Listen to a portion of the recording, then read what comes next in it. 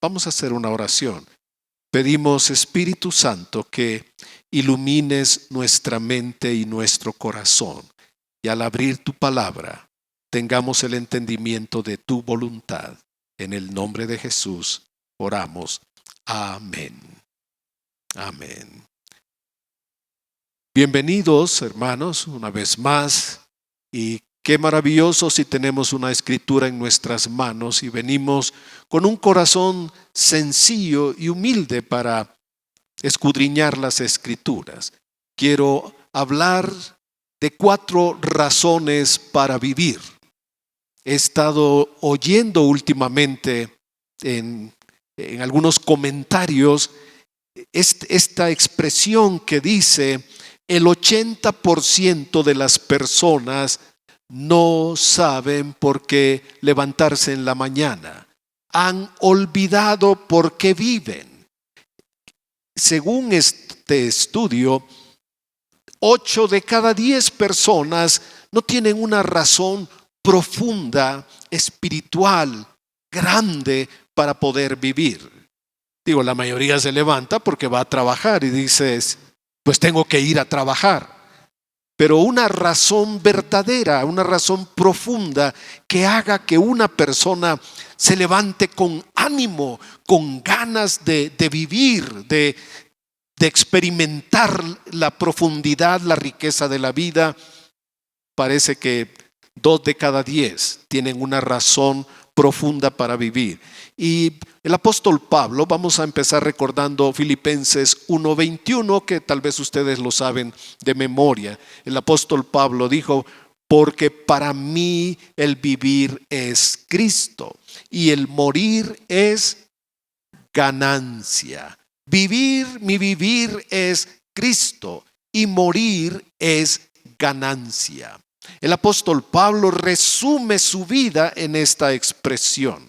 Y yo quiero compartir con ustedes estas verdades en las Escrituras, porque cuando encontramos una verdad profunda en la Biblia, se vuelve como una brújula, se vuelve como un elemento que va a guiarnos, como algo que nos va a ayudar a vivir, a trazar nuestra vida. Si no tenemos la palabra del Señor, estamos como en la oscuridad, estamos como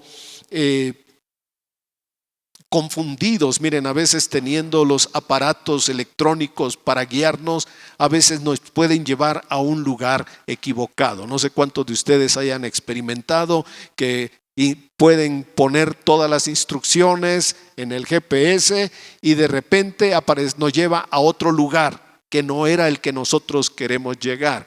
Pero nosotros tenemos un libro que es confiable. Este libro, cada verdad nos puede guiar en la vida. Y eso, cuando encontramos estas verdades, eso es lo que nos da sentido, le da propósito a nuestra vida y nos da también un entendimiento por qué estamos aquí. Y yo quisiera, para empezar esto, recordar el ejemplo de Salomón. ¿Qué es lo que todos recuerdan de Salomón? Creo que hay 2 cosas que el mundo señala de Salomón. La primera, la que aparece en la Escritura, ¿se recuerdan cuál es? Salomón es famoso por su sabiduría. Salomón es famoso porque Dios lo usó para enseñar una relación con Dios. Él hablaba al inicio de su vida que la sabiduría es importante. Y tenemos en la Escritura una gran aportación de sabiduría a través de su vida. Pero en el final de su vida tenemos a otro Salomón, a un Salomón sombrío. Un hombre que dice que todo es vanidad. Ya él está en un punto de decir todo lo que ocurre en la vida es vanidad. Todo es vanidad. Así que lo mejor es que un hombre al final dice: mejor que el hombre le tema a Dios y se ponga cuentas con él antes que vengan los días malos y se muera, porque todo es vanidad. El trabajo es vanidad. Y él dice: yo di mi vida para para negociar, di mi vida para trabajar, di mi vida para ganar, y traje todos los placeres, tuve todo, pero al final la Escritura dice que Salomón se asoció sentimental, moralmente, con muchas mujeres que desviaron su corazón. Su deseo de poder, de ser como lo más grande en todo sentido, lo desvió y amó a muchas mujeres, dice la Escritura, y nos da una terrible lista, nos habla de 1000 mujeres. Es como fuera de toda razón lo que Salomón hizo. Por eso tenemos en los Proverbios un hombre sabio, y en Eclesiastés tenemos a un hombre que está cuestionando la vida, pero toda su razón, su pensamiento es porque él se ha apartado de Dios. Dios usó esas expresiones, esas circunstancias para enseñar lo equivocado que puede ser una vida sin Dios, una vida desconectada, alejada de Dios. Así que vamos a ver en la Escritura 4 razones para vivir. La primera es que nosotros vivimos para conocer y amar a Dios. Al despertarnos, nuestro primer pensamiento debe ser: estoy vivo y Dios me da la vida para que hoy lo conozca y lo pueda amar. Esta es la primera razón por la que nosotros vivimos, para conocer y amar a nuestro Señor. Voy a decir 4 cosas en este punto que tienen que ver con el amor. Tienen que ver con el amor a Dios y el amor al prójimo. Y número 1, no podemos amar a Dios a quien no conocemos y no hemos visto.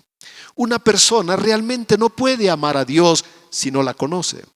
Es como, digamos, como ejemplo para nosotros, ¿verdad? Incluso nos puede pasar a nivel de familia. De repente surge que tienes un primo en Chihuahua. Ni lo conoces, nunca lo has tratado, pero te enteras que es un primo lejano, quizás 3º o 4º grado, y resulta que son familia. Y tienen por allá en lo lejos un pequeño, 1 milímetro de familiaridad. ¿Tú amas a esa persona? Pienso que no.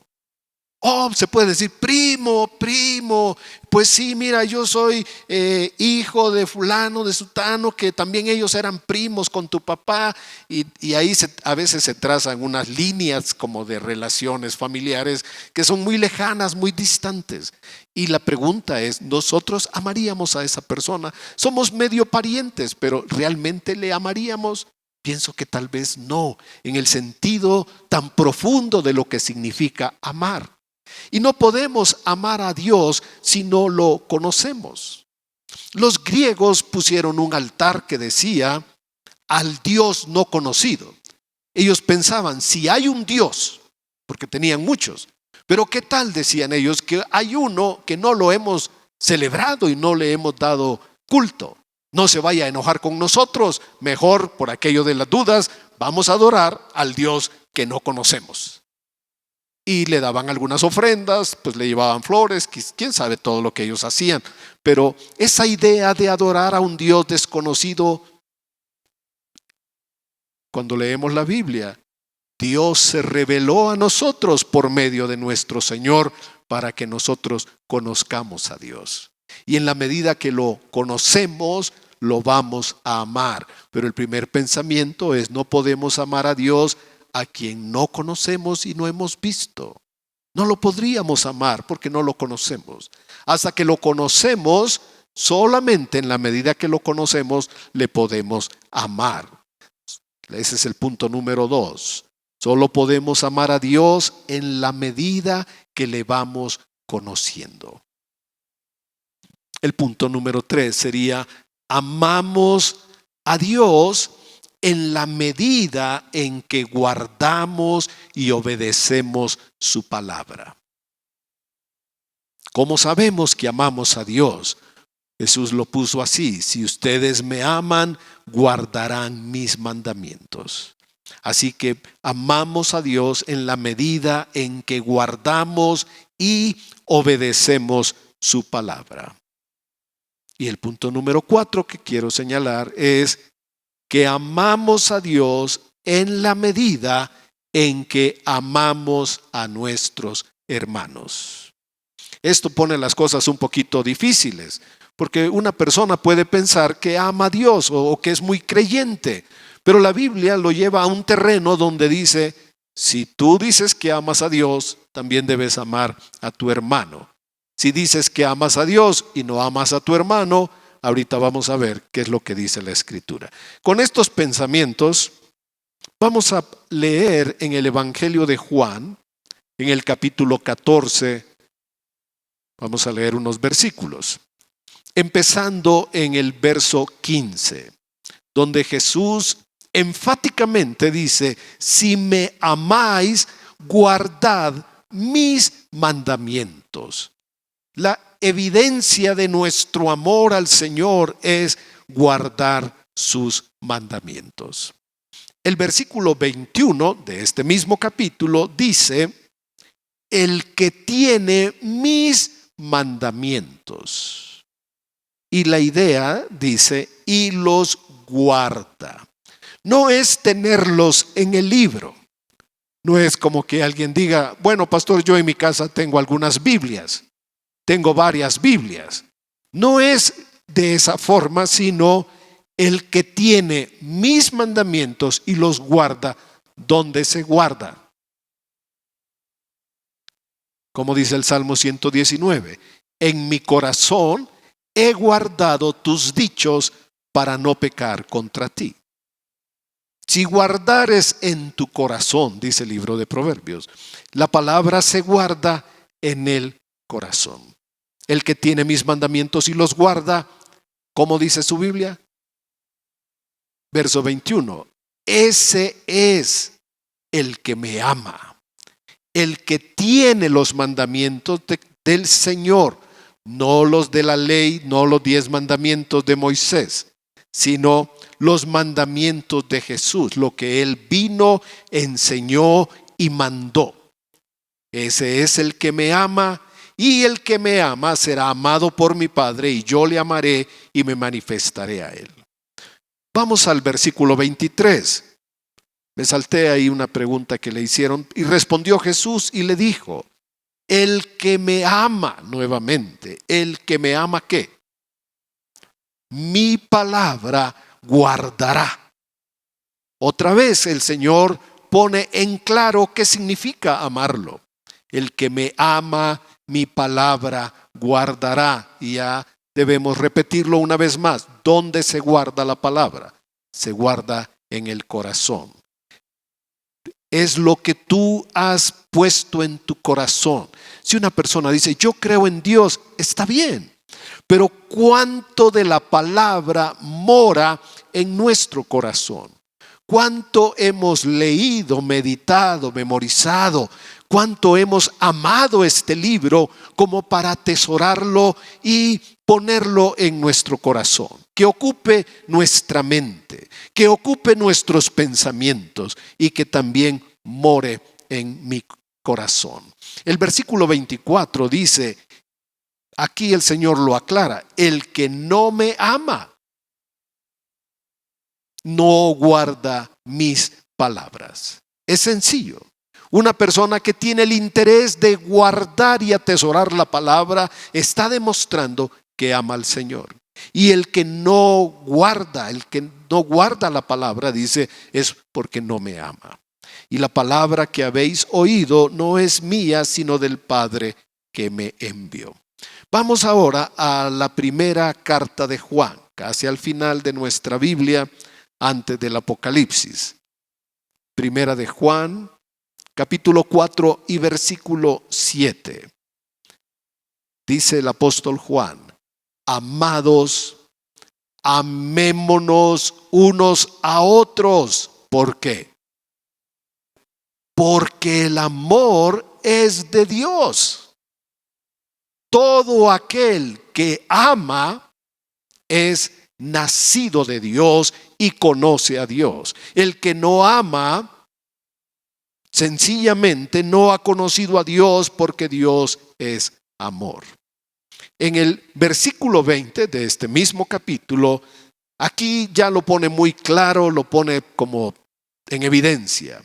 Verso 20. Si alguno dice, existe la posibilidad de que cualquier persona pueda decir algo, ¿no?, al respecto. Si alguno dice, yo amo a Dios, y aborrece a su hermano, lo pone muy claro. Esa persona es mentirosa. Pues el que no ama a su hermano, a quien ha visto, ¿cómo puede amar a Dios a quien no ha visto? Y el versículo 21 dice, y nosotros, los hijos de Dios, tenemos este mandamiento de Él. Este es un mandamiento que Cristo lo dio. No lo encontramos en Moisés, no está en el Éxodo, no está en Deuteronomio. Lo dio el Señor. Y dice, el que ama a Dios, ¿qué?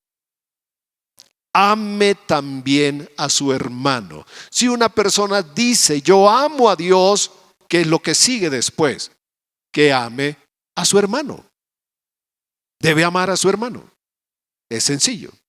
Si dice que ama a Dios, pero no ama a su hermano, aquí lo pone muy sencillo, muy simple. Entonces esa persona realmente está mintiendo. Por eso es que nos enfatiza que amemos a Dios. Y este amor a Dios también se pone en evidencia cuando amamos a las demás personas. Esta es solamente una idea. Es algo muy sencillo para enseñarnos que nosotros vivimos para amar a Dios y amar al prójimo.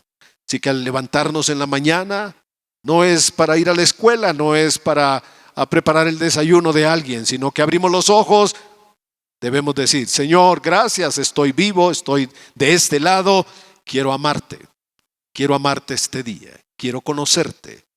Y la segunda razón por la que nosotros vivimos es que un hijo de Dios vive para ser transformado.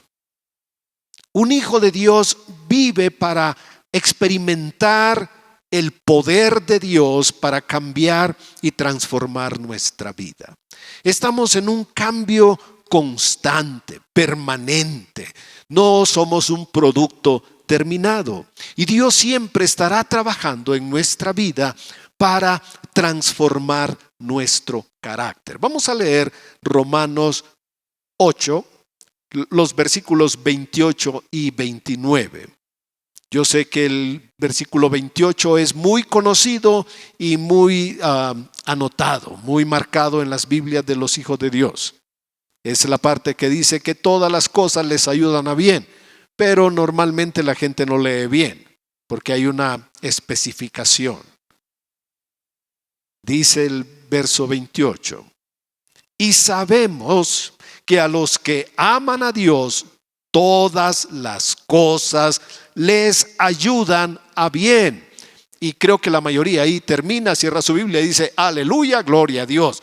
Todas las cosas les ayudan a bien. Pero nos especifica, esto es, y menciona dos cosas. Los que conforme a su propósito son llamados. Dios nos ha llamado de acuerdo a su propósito, de acuerdo a su voluntad. Por eso es que debemos tener interés en conocer el propósito de Dios. Y la razón por la que Dios nos da la vida, dice aquí, a los que antes conoció, ¿qué? Los predestinó. También a los que conoció, a los que llamó, también los predestinó. Quiere decir que nos ha marcado un destino. Los autobuses traen en la parte superior del frente el destino a donde van, ¿verdad? Y si uno va a la terminal de autobuses, uno busca el autobús, tal vez el punto, el número de autobús, etcétera, pero todos los autobuses tienen en la parte superior el destino a donde van. Si uno se sube en ese autobús, llegará a donde dice ese destino. Predestinar es señalar el destino a donde Dios nos quiere llevar. Y dice, los predestinó. ¿Para qué? Vamos a hacernos la pregunta. Dice que nos llamó de acuerdo a su propósito, que nos conoció y nos predestinó. Y hacemos la pregunta, ¿para qué? Y aquí está la respuesta. Para que fuesen hechos. ¿Qué? Conformes a la imagen de su Hijo, con la forma de la imagen de su Hijo. Para que un hombre, como cualquiera de nosotros, sea transformado por la palabra, por el Espíritu, por el poder de Dios, para reflejar el carácter de Cristo. Cristo es el Hijo de Dios, glorioso, maravilloso. Y nosotros tenemos un privilegio como poderlo representar. Ahora somos como en la antigüedad, que no habían espejos.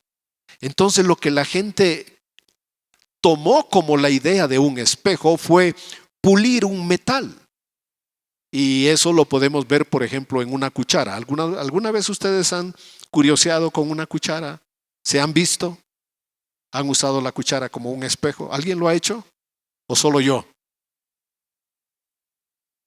Lo hemos hecho quizás como una travesura. Agarramos la cuchara y nos vemos por ahí. Y ahí estamos nosotros, un poquito distorsionados, por supuesto. Pues cuando los antiguos pulieron un metal, servía como un espejo. Y la idea, cuando dice el apóstol Pablo que reflejamos la gloria de Cristo de una manera que no es tan perfecta, porque vemos oscuramente. No es a la perfección que reflejamos a Jesús. Sin embargo, nosotros debemos ser como esos metales pulidos que vamos a reflejar la gloria del Señor. Todo lo que es como un metal pulido puede reflejar el sol, ¿verdad? Los rayos del sol se reflejan sobre una superficie que ha sido pulida. Y así nosotros, cuando somos pulidos por el Señor, vamos a reflejar la gloria del Señor. Pongan atención en el verso 29. Los predestinó para que fuesen hechos conformes a la imagen de su Hijo. Así que este es uno de los propósitos más grandes de Dios para nuestra vida. Transformarnos a la imagen de Jesús en el carácter. Dios va a trabajar en nuestra vida para que reflejemos el carácter de nuestro Señor. Voy a señalar esto. Todo lo que viene de Dios siempre nos va a transformar. Todo lo que viene de Dios contribuye para transformar nuestra vida. Cuando vino Jesús, que fue enviado por el Padre, Él vino para que nosotros pudiéramos nacer de nuevo.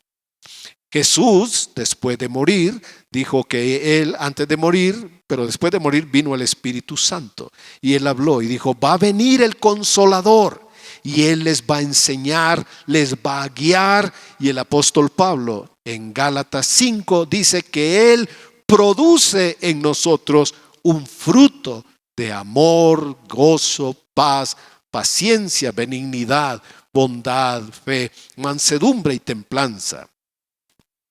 La fe también nos saca de un lugar como un lugar oscuro, nos hace creer en Dios y nos hace plantarnos en la vida para orar y saber que las cosas van a cambiar porque nosotros estamos creyendo, confiando, y tenemos en Hebreos 11 una lista de personas que creyeron en el Señor y que experimentaron milagros. Sara era estéril, pero dice, por la fe tuvo un hijo. Abraham era un hombre viejo, por la fe tuvo un hijo. Por la fe Josué conquistó la tierra prometida. Enfrentaron gigantes, tuvieron dificultades, pero por la fe nos da una lista y todos empiezan así. Por la fe fulano de tal, por la fe por la fe. O sea que la fe cambió la vida de esas personas. Por la fe de Moisés influyó sobre toda una nación. La fe, por la fe de nuestro Señor estamos nosotros. Y cuando oramos, también experimentamos transformación. Si oramos realmente de corazón, nuestra vida va a cambiar. Si oramos poniendo ante Dios nuestra vida, poniendo las peticiones y nos involucramos en una relación de oración, nuestra vida va a cambiar. Pienso que si pasa el tiempo y siempre decimos las mismas palabras y las repetimos constantemente, tal vez no estamos orando como Dios quiere. Porque la verdadera oración es un derramamiento del alma, un derramamiento del corazón delante de Dios. Hay una mujer especial en la Escritura, en el primer libro de Samuel, Ana, la que llegó a ser mamá de Samuel. Cuando ella oró, ella derramó su corazón delante de Dios. Ella ya no tenía palabras y estaba nada más moviendo los labios. El sacerdote Elí pensó que estaba borracha.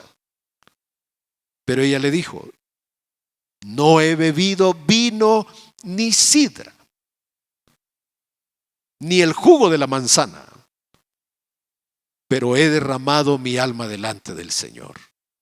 Y no le quedó más a Elí que decirle: el Señor conteste la petición de tu corazón. ¿Y ella por qué oraba? Por un hijo. ¿Qué tan importante fue ese hijo para Israel? Es el fundamento del desarrollo histórico de Israel como una nación. Samuel, el profeta Samuel, un gran hombre de Dios para transformar, impactar a toda una nación. Y este hombre nace por la oración intensa de una mujer. Yo sé que ella había orado antes. Cualquier mujer quisiera tener un hijo, y ella oraba y el niño no venía. Pero Dios estaba guardando eso para un momento especial. Y cuando ese momento especial llegó y ella derramó su corazón, dijo Dios: ahora es el momento. Y quedó embarazada. Y nació el profeta Samuel. La oración nos transforma. La oración nos renueva.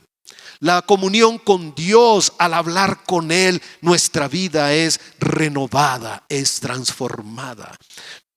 El problema de repetir las oraciones es que eso desconecta a las personas, desconecta su corazón de Dios. Porque entonces podemos hacer tal vez es como no es el mejor ejemplo, pero hay personas que le han enseñado a un periquito a cantar. Y el periquito puede decir algunas palabras. Y los periquitos podrían decir aleluya, gloria a Dios y cantar una canción. Pero ese periquito no tiene gratitud, no tiene entendimiento. La Biblia nos dice a nosotros: canten con inteligencia, poniendo nuestro entendimiento en lo que estamos cantando para expresar amor y gratitud al Señor. Y si nosotros repetimos lo mismo constantemente, no estamos realmente orando. Estaríamos como rezando, y rezando nos desconecta de Dios. El rezo es solamente la repetición continua. Es como que alguien nos dijera: pues di 5 Padres Nuestros, y nosotros los podríamos repetir de memoria, 5 Padres Nuestros, pero no significa que estemos orando, porque la oración tiene el poder, como la mujer que tenía flujo de sangre. Y ella dijo: si toco el manto del Señor, me voy a sanar. Así es la oración. Tocas el manto del Señor, te acercas al trono, derramas tu corazón, hablas ante Dios, dices lo que te preocupa, lo que te duele, y lo expones delante de Él y confías que Él va a responder. Y la Escritura nos dice que hallaremos gracia y misericordia. Algo más que nos transforma es la alabanza, hermanos. La alabanza y la adoración nos lleva de gloria en gloria. Si alabamos al Señor y somos libres para expresar nuestro amor y gratitud, y celebramos con alegría, con gusto, con júbilo, y nos postramos ante Él, levantamos las manos y somos expresivos ante Dios, nuestra vida se va a renovar. Porque todo lo que viene de Dios se renueva.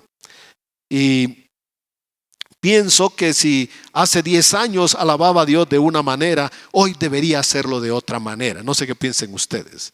Si hace 5 años yo alababa a Dios de una manera, hoy yo creo que debo hacerlo más profundo, con más entendimiento, con más amor, con más gratitud, con más alegría, con más júbilo, etcétera. Eso es lo que yo pienso. Pero si después de 10 años seguimos siendo las mismas personas, quiere decir que esto no nos ha transformado. Y yo dije que la segunda razón para vivir es para ser transformados como el barro en sus manos. Amén.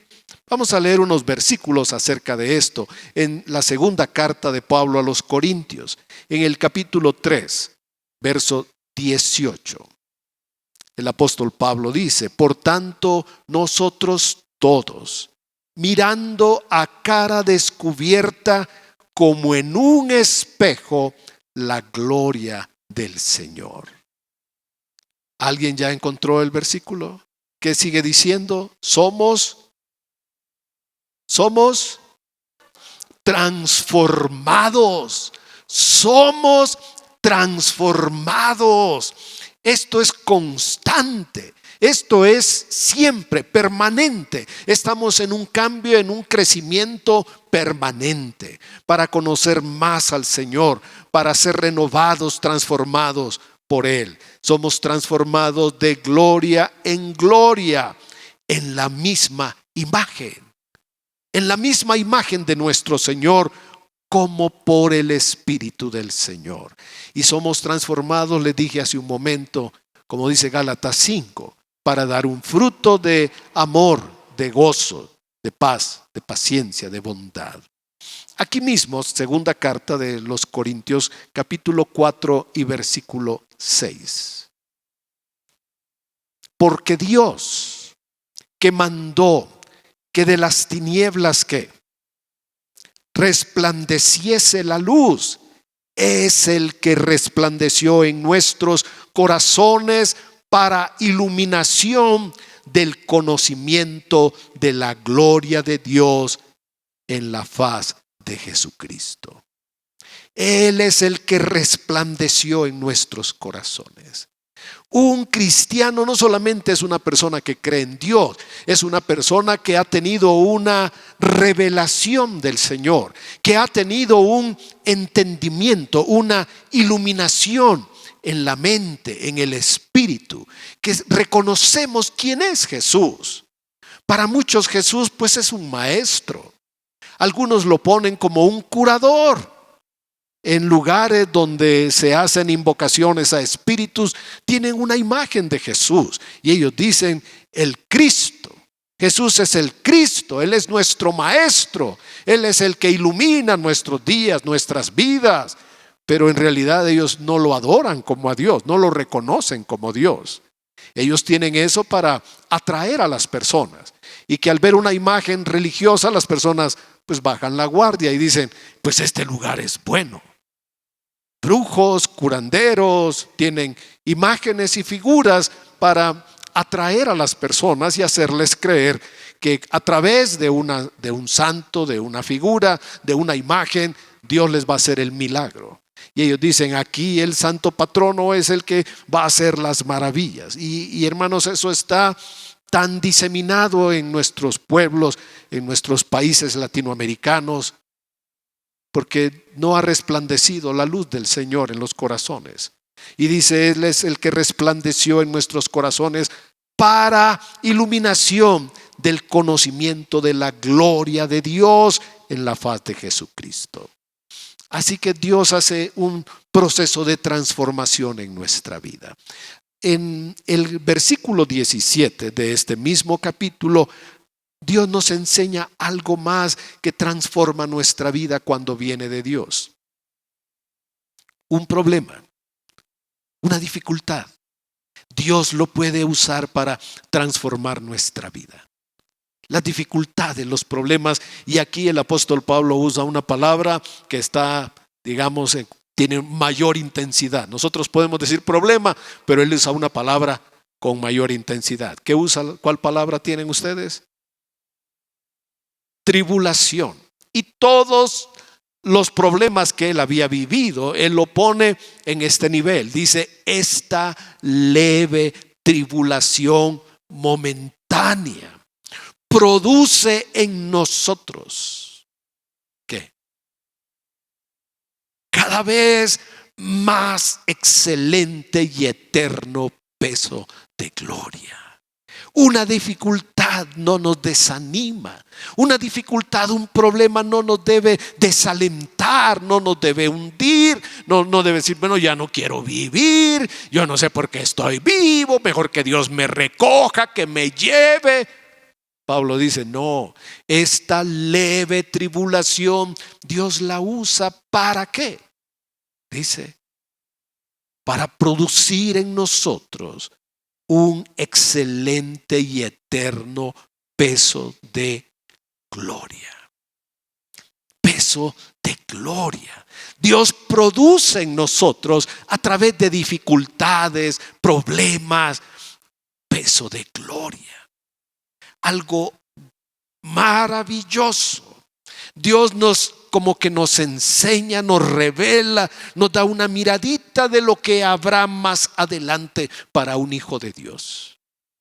¿Conocen la historia de Esteban? Esteban es el primer mártir. Esteban fue apedreado. Esteban fue un hombre usado por Dios. Dios lo usó para predicar el evangelio y hacer milagros. Tuvieron envidia de él los líderes religiosos. Inventaron mentiras y lo acusaron y al final lo apedrearon. Pero cuando él iba a morir, dice la Escritura, vio al Señor Jesús. Vio al Señor. La gente dirá, bueno, pero ¿le dolía o no le dolían las piedras? Él estaba para morir en ese momento. Pero como murió con una muerte gloriosa, él pudo decir, no les tomes en cuenta a estas personas su pecado. Encomiendo mi espíritu. Y murió. Pero tuvo una muerte gloriosa. Algunos han dicho que el Señor está sentado en el trono, pero cuando Esteban lo vio de pie y dicen, lo estaba esperando. El Señor se puso de pie para recibir a su santo, a su mártir. La leve tribulación, los problemas más grandes, Dios los permite para transformar nuestra vida. Pasar experiencias difíciles porque las permite para transformar nuestra vida. Y estas tribulaciones que producen en nosotros un sello de gloria, de victoria. Creo que la mayoría de nosotros de alguna forma, de alguna manera, hemos visto que alguien fallece. Y nos duele que alguien fallezca. Y yo viví hace años la muerte de mi madre. Y cuando su cuerpo era sepultado, yo tuve una experiencia, nunca imaginé poder sentir algo así. Sentí como una espada que atravesaba mi corazón. Literalmente, mi experiencia fue así. No fue algo que yo me imaginé, no fue que me dolió, sino que físicamente yo sentí que algo me estaba atravesando mi corazón. Y conocí, creo, en ese momento el dolor de la muerte, el dolor de perder a alguien para siempre. Pero también clamé y dije, pero tú eres el Dios de la vida. Y mientras bajaba la caja para ser sepultada, yo clamaba y decía, pero tú eres el Dios de la vida, eres el Dios de la vida. Jesús dijo, Dios no es un Dios de muertos. Él es el Dios. ¿No han leído que Él dijo que era el Dios de Abraham, de Isaac, de Jacob? Dios no es un Dios de muertos. Debería dar gusto, porque los que han partido están con el Señor. Y ahí no hay dolor, no hay enfermedad, no hay tristeza. Allí hay plenitud de gozo en su presencia. Así que el dolor y la tribulación que el enemigo pudiera causarnos, Dios lo usa para darnos a nosotros un peso de gloria. Cuando el Señor tocó mi corazón, porque yo así siento que tocó mi corazón, se quitó el dolor. se sanó la herida. Experimenté gloria. Tenía dolor, sufrimiento, tenía la suma de todo el dolor de lo que significa la muerte, y experimenté la vida. Experimenté vida. Y ahora podemos decir como Pablo, ¿dónde está el aguijón de la muerte? Tenemos vida. Porque el que cree en mí tiene vida eterna. Así que lo más difícil del ser humano, se considera el dolor más fuerte, es la muerte. La leve tribulación produce en nosotros un peso de gloria, una revelación de que el Señor es la vida. Por eso Pablo decía, el vivir es Cristo. Vivir es Cristo. Respirar es Cristo. Levantarnos es Cristo. Acostarnos es Cristo. Comer, dormir, trabajar es Cristo en nosotros. El vivir es Cristo. Es otro entendimiento, otra revelación del Señor. Y en Efesios 3:16, el apóstol Pablo escribió que oraba por los hermanos de Éfeso, y él dice, para que os dé conforme a sus riquezas de su gloria, ser fortalecidos. Ser fortalecidos en el hombre interior. Tener una fuerza que no es física. Tener una fuerza en el corazón, en el ánimo, para enfrentar la vida, los problemas. Los jóvenes que fueron al horno de fuego dicen, oh, qué valientes fueron. Yo creo que fueron fortalecidos con el Señor, fortalecidos por el Espíritu Santo. Ellos tuvieron una convicción: no vamos a adorar la imagen, no nos vamos a postrar, y el Dios que conocemos, Él puede librarnos, pero si no nos libra, no adoramos la imagen. ¿Y qué experimentaron ellos? Gloria. La presencia de un ángel, algunos dicen del Señor, pero lo que vio Nabucodonosor fue, dice, metimos a 4 y ahora estoy a 3 y ahora hay 4. ¿Cómo es que veo a 4 ahí? Y cuando salieron, ni siquiera el olor del humo tenían en sus vestidos. Creo que ellos fueron fortalecidos. Daniel fue fortalecido antes de entrar al foso de los leones. Esteban fue fortalecido, y el apóstol Pablo dice, oro que ustedes sean fortalecidos. Así que cuando tengamos un problema y cuando tengamos una dificultad, debemos saber que alguien está orando para que nosotros seamos, ¿qué? Fortalecidos en nuestro interior, en nuestro espíritu, por el Espíritu Santo. Estoy mencionando 2 cosas, 2 razones para vivir.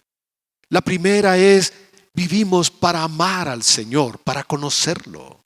Para eso vivimos, para eso tenemos la vida. Si ustedes lo buscan, se llama el Catecismo de Westminster. Es un escrito que se hizo, creo que en el año 1600, por esa época, donde se resumía la fe de la iglesia cristiana en Inglaterra y Escocia. Y se reunieron los teólogos de aquel momento, hicieron este catecismo y ellos dijeron, ¿cuál es la primera pregunta que nos debemos hacer? Y ellos dijeron, bueno, ¿para qué vive el hombre? ¿Cuál es el propósito del hombre? Y el consenso general fue, el hombre vive para glorificar a Dios y disfrutar a Dios.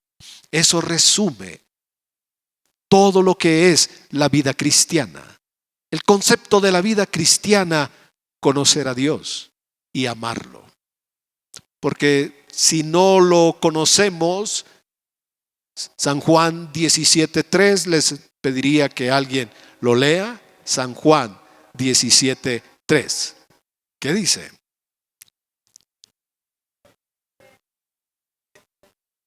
Y esta es la vida eterna, que te conozcan a ti. ¿En qué consiste la vida eterna? Alguien piensa, bueno, es que vamos a vivir para siempre. No, vamos a vivir conociendo al Señor por siempre. Cuando estemos con Él no habrá la dimensión del tiempo, estaremos con Él solamente. Es como el momento que nosotros más lo podamos disfrutar, ese momento, el momento más hermoso que podamos disfrutar. Y voy a usar el ejemplo de la comida. Si a alguien le gusta comer y hay de todo en la mesa y va a ser un banquete, ese es el mejor momento. Pero al final, si comemos mucho, el estómago puede inflamar.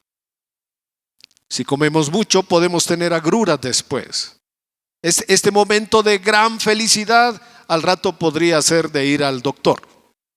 Pero un momento hermoso y permanente es, como decía la canción, cuando estamos tú y yo. Cuando nos unimos al Señor. Cuando nuestro espíritu está unido a Él y tenemos un momento de verdadera y profunda comunión con el Señor. Voy a terminar acá. 2 razones de 4. Amar al Señor, conocerlo. Y vivimos para ser transformados a la imagen de Jesucristo. Y si tú puedes guiar tu vida a través de estos pensamientos, todo lo que pasa en mi vida, dónde voy, dónde estoy, dónde me siento, a dónde viajo, el plato que voy a comer esta tarde, todo tiene un sentido. Conocerlo a Él. Vivimos para conocerlo. Vivimos para conocer al Señor. Vivimos para tener una experiencia que transforme nuestra vida. Porque si nuestra fe, nuestro conocimiento de Dios no nos transforma, algo malo está pasando. El verdadero conocimiento del Señor nos transforma. Cuando Saulo encontró al Señor, era un perseguidor, era un hombre que odiaba, era un hombre que aborrecía a los cristianos, los perseguía, los encerraba en la cárcel, los golpeaba, los maldecía. Pero cuando encontró al Señor, ¿qué pasó? Él dijo algo. Dos preguntas. ¿Quién eres? Y él le dijo, yo soy Jesús. La segunda, ¿qué quieres que haga? ¿Qué quieres que haga? Y quisiera invitarles a ponerse de pie y que tengamos un momento de oración sincera, de oración de corazón ante el Señor. Que le digamos a Dios, ¿qué quieres que yo haga, Señor? Porque tal vez hemos caminado nuestro propio camino y nosotros creemos que está bien.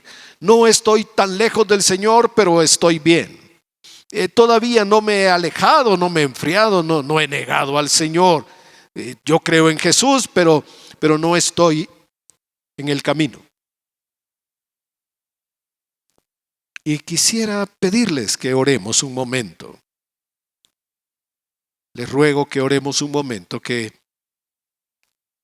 cerremos los ojos para no distraernos, pero abramos el corazón ante el Señor y digamos, ¿qué quieres que yo haga, Señor? ¿Qué quieres que yo haga? Sé que debo conocerte, que debo amarte. Sé que todo lo que está pasando en mi vida es para que yo pueda ser transformado a la imagen de Jesús. Es para que mi carácter, mi forma de ser, mi forma de pensar, mi forma de hablar sean cambiadas poderosamente para transformarnos en hijos que reflejan la gloria de nuestro Dios. Muchas cosas están alrededor de nuestra vida y nos distraen. Vivimos en una sociedad que se le ha llamado distraída, entretenida. Nos entretienen tantas cosas alrededor de nosotros que pocas veces tenemos tiempo para enfocarnos en lo que realmente es importante, en la eternidad. Estamos aquí de paso. Los años que sean serán solamente de paso. Pueden ser 50, 80, 100. Ese tiempo no es importante. Lo importante es fijarnos en la eternidad. Porque Jesús vino para llevarnos con Él, para darle a nuestra eternidad plenitud en su presencia. Jesús vino para salvarnos de la condenación, de vivir una vida sin Dios, lejana de Dios. Y pienso que cada uno de nosotros podemos abrir el corazón y decirle: Señor, quiero conocerte. Quiero conocerte realmente. No el Dios que me hablan los hombres. Quiero conocer al Dios de la Biblia, que se haga real en mi vida. No lo reto, no es con una mala actitud, sino con humildad. Que lo que dice este libro yo lo pueda vivir, experimentar. A un Jesús resucitado de los muertos, a un Jesús que venció la muerte, a un Jesús que es Señor, Rey de gloria, vencedor, Adonai, el Señor todopoderoso, el dueño, creador del universo.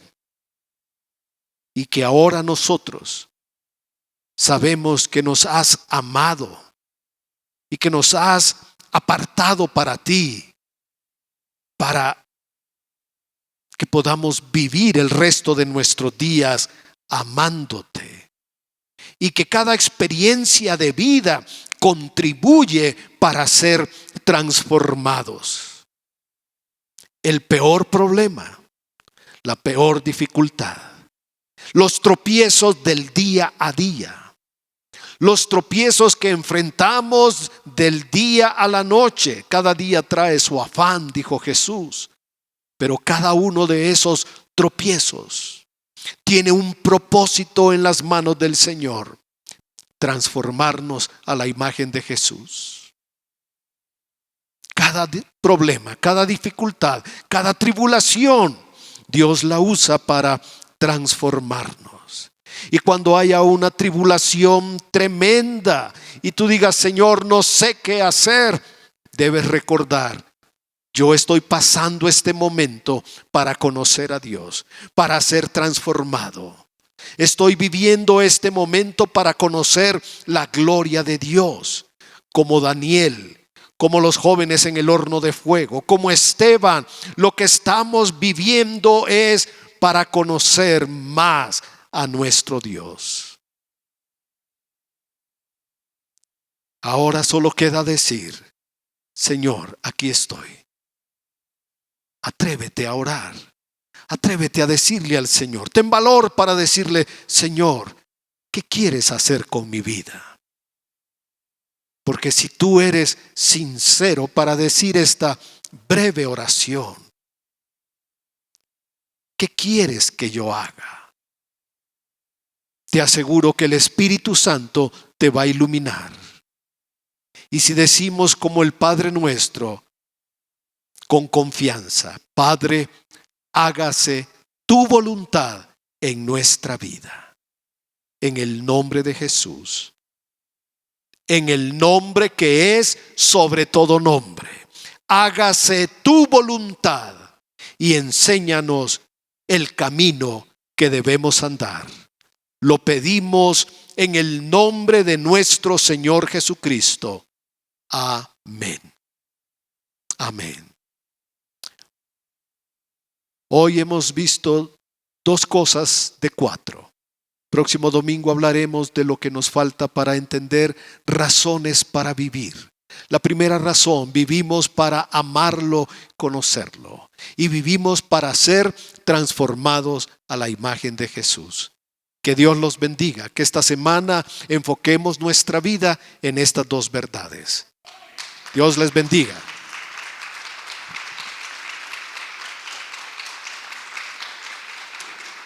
Aleluya. Amén. Y gracias, hermanos, cuando nos apoyan con las sillas, nos apoyan a recoger un poco este lugar. Que el Señor los bendiga. No se vayan sin saludar a alguien.